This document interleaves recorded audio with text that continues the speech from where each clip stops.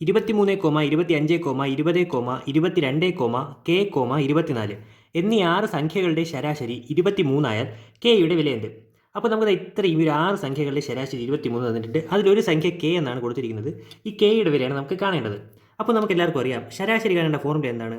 ശരാശരി equal to തുക divided by എണ്ണമാണ്. നമുക്കറിയാം തുക ഡിവൈഡഡ് ബൈ എണ്ണമാണ് ശരാശരി കാണേണ്ട ഫോർമുല.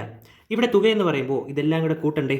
അപ്പോൾ 23 plus 25 plus 20 plus 22 plus k plus 24 divided by എണ്ണം നമുക്ക് തന്നിട്ടില്ലേ 6 സംഖ്യകളെന്ന്.